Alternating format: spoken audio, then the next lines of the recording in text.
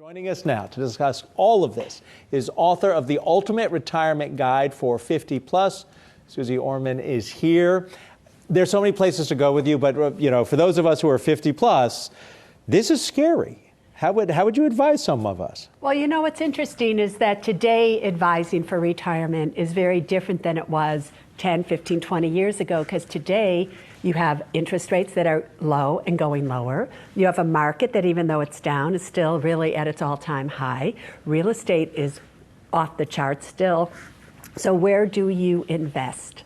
So it's really important that there's kind of like new rules for new times. And you really have to start earlier today. But the real thing is, since we can't expect a lot from our money anymore in terms of what it's to give us, we have to demand less from it, which means you have to own your home outright. You have to cut back on your lifestyle. You can't take Social Security till you're 70. You should work till you're 70. And that may sound harsh, but those are the realities of today's retirement.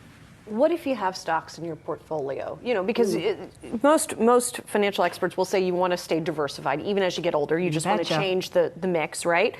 If you're invested in stocks and you're living at least partly off your principal, and the Dow goes down 1,000 points and then goes down again the following day, what do you do? So in the book, and I am absolutely pushing this book because this is my 11th book and it comes out today. And so why does Suze Orman write another book when I haven't written one for 9 years? And it's just about that. It's when you are invested in the stock market today and you are taking out 4% a year to live on, you're going to find yourself in big time trouble if these markets keep going down and you're taking out money. So you should have, if you are doing that, at least a 3-year emergency fund. I am not kidding. So that as the markets go down, you are not taking it from a market that's going down, you're taking it from your cash. That's what you need to do. So we're not diversified in the correct way. Bonds will probably keep going down. And so you're far better off, rather than locking your money up in a bond, why not just put your money in a high yield savings account where it's liquid, that's actually paying you more right now than the 10-year treasury that's at 1.3. Yeah. Well, I want to stick with diversification. All right. And maybe 60-40 is dead here, but so having a savings account, maybe annuities, anything else you can recommend? Yeah, actually, 60-40 is dead. It should probably be 75-25 stocks, believe it or not. Stocks, if you also have enough cash to get you by. Said 3 years of cash, so that's a lot of money. That's a lot, and people are like, whatever, but where else are you going to put it right now, really, if you're going to retire? The other thing is that I don't have a problem with income annuities. People... You used to.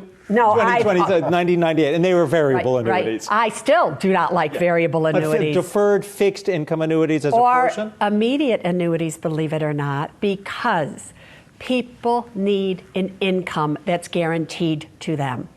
And they're not finding it anywhere else. So it's almost like Suze Orman has been forced into looking for alternatives to what she would normally do to get people, how are they going to meet their expensive styles, right? And it's not even expenses, but they're expenses when they don't have the income. They don't have a pension anymore, so most of them only have Social Security.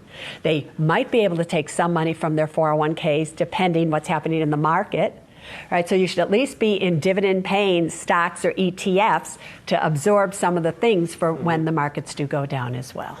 So lots of really great advice. How do people put it into action? Because I think on a day like today and yesterday, when there's a lot of fear, a lot of people, they get good advice, but it's at the decision point, you can't quite do it. So do you get an advisor, someone else to do it for you? Do you use some of these new AI tools? How do you get your emotions out of it at the point of decision making? You kind of automate your investments by yourself.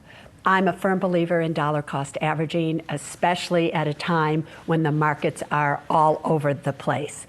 And the truth is, if you have 10, 20, or 30 years till you need this money, let's say you're 50, you still have 20 years. You're 60, you may even have 10 years. If you're going to follow my advice and not retire till 70, you should wish and pray and hope that these markets go down.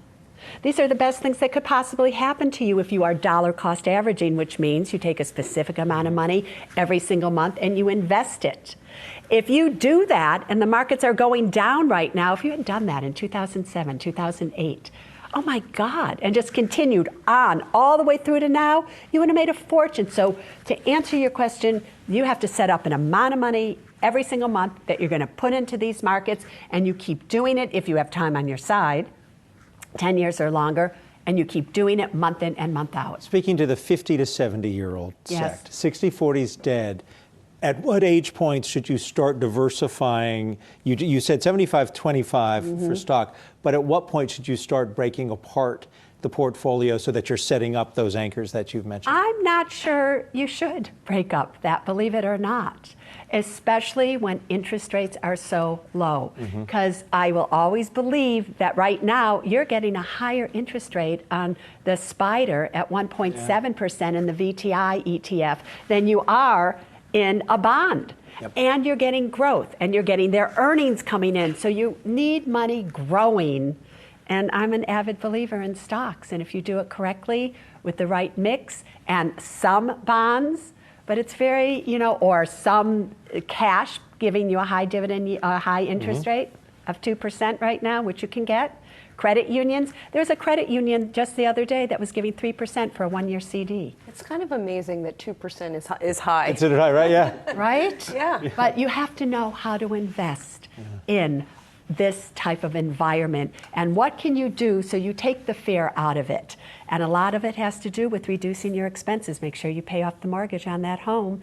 Make sure you don't have any debt. Stop leasing cars. All of these things you need to know. So good to have you here. The book is out today. The book comes out today. It's in audio as well.